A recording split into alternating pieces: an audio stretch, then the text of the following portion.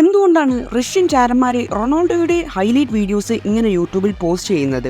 ഇതുകൊണ്ട് ജർമ്മനിക്കുണ്ടാവുന്ന തലവേദന ചെറുതൊന്നുമല്ല. എന്താണ് സംഭവം എന്ന് നമുക്ക് ഡീറ്റെയിൽ ആയിക്കൊണ്ട് തന്നെ നോക്കാം. 2011 മുതലുള്ള റൊണാൾഡോയുടെ ഹൈലൈറ്റ് വീഡിയോസ് കാണുകയാണെങ്കിൽ നമ്മൾ അതിൽ കാണാൻ പാടില്ലാത്ത ചില കാര്യങ്ങളെല്ലാം അതിൽ ഒളിഞ്ഞു കിടക്കുന്നുണ്ട്. റൊണാൾഡോ ഹൈലൈറ്റ് വീഡിയോസ് എന്ന് പറഞ്ഞാൽ ബില്യൺസ് ആൻഡ് ബില്യൺസ് കണക്കിന് വ്യൂസ് യൂട്യൂബിൽ മാത്രം തന്നെ ഉണ്ട്. അതുകൊണ്ടായിരിക്കാം ആ ഒരു വീഡിയോയിലൂടെ റഷ്യൻ ചാരന്മാർ കമ്മ്യൂണിക്കേറ്റ് ചെയ്യാൻ തീരുമാനിക്കുന്നത്. ഇതിനകം തന്നെ ജർമ്മനിയിലെ ഒരു പോലീസ് ഉദ്യോഗസ്ഥനെ അറസ്റ്റ് ചെയ്തിട്ടുണ്ട്. ഏകദേശം 20ഓളം വർഷങ്ങളായിട്ട് ആ ഒരു പോലീസ് ഉദ്യോഗസ്ഥൻ റഷ്യക്ക് കീഴിൽ ഡീപ് കവർ ഏജന്റ് ആയിക്കൊണ്ട് ജർമ്മനിയിൽ വർക്ക് ചെയ്യുന്നുണ്ട്. ഇതിൽ ഏറ്റവും പ്രത്യേകത ഇവർക്കൊരു കുട്ടിയുമുണ്ട്. ആ കുട്ടിക്ക് പോലും അറിയില്ല ഇവർ ഒരു റഷ്യൻ സ്പൈ ആണെന്ന്. സാധാരണ രീതിയിൽ എല്ലാ ചാരന്മാരും ഉപയോഗിക്കുന്നത് റേഡിയോ വേവ്സ് അല്ലെങ്കിൽ സാറ്റലൈറ്റ് വഴി ആയിരിക്കും രാജ്യങ്ങളുമായിട്ട് കമ്മ്യൂണിക്കേറ്റ് ചെയ്യുക. പക്ഷേ ഈ ഒരു റഷ്യൻ ചാരൻ ഉപയോഗിച്ചത് റേഡിയോ വേവ്സോ അല്ലെങ്കിൽ സാറ്റലൈറ്റ് ലിങ്ക്സോ അല്ല, റൊണാൾഡോയുടെ ഹൈലൈറ്റ് വീഡിയോസ് ഉപയോഗിച്ചാണ്. പക്ഷേ ഈ ഒരു വീഡിയോകളെല്ലാം നിങ്ങൾ എടുത്തു കാണുകയാണെങ്കിൽ നിങ്ങൾക്ക് യാതൊരു സംശയവും വരാൻ പോകുന്നില്ല. ഇത് എങ്ങനെയാണ് വർക്ക് ചെയ്യുന്നത് എന്ന് വെച്ചാൽ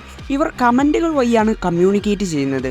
ഇപ്പൊ ഈ ഒരു കമന്റുകൾ കണ്ടാൽ നിങ്ങൾക്കൊന്നും തോന്നുന്നുണ്ടാവില്ലായിരിക്കും. പക്ഷേ ഈ ഒരു കമന്റുകൾ വെറും കമന്റുകളല്ല, ഇത് കോംപ്ലക്സ് ആയിട്ടുള്ള ലാംഗ്വേജിന്റെ ഒരു സീരീസ് ആണ്. ഈ ഒരു കമന്റുകൾ ഒരു ഭാഷ പോലെ തന്നെ അലൈൻ ചെയ്തിട്ടുണ്ട്. ഇങ്ങനെയുള്ള സീക്രട്ട് മെസ്സേജുകൾ ഉപയോഗിച്ചാണ് റഷ്യൻ ചാരന്മാർ അവിടുത്തെ നാറ്റോ, UN എന്നുള്ള ഈ സംഘടനകളുടെ വിവരങ്ങൾ ഡയറക്റ്റ് ആയിട്ട് കൊണ്ട് തന്നെ ഈ റഷ്യക്ക് ചോർത്തുന്നത്. ഇങ്ങനെ കമന്റുകൾ ഉപയോഗിച്ച് കമ്മ്യൂണിക്കേറ്റ് ചെയ്യുന്നത് കൊണ്ട് ഇത്രയും കാലം ഇത് പിടിച്ചിട്ടില്ലായിരുന്നു. പക്ഷേ ഇപ്പോഴാണ് ഇത് നോട്ടീസ് ചെയ്യുന്നത്. അപ്പോൾ ഈ ഒരു കാര്യങ്ങൾ ചാനൽ സബ്സ്ക്രൈബ് ചെയ്യുക.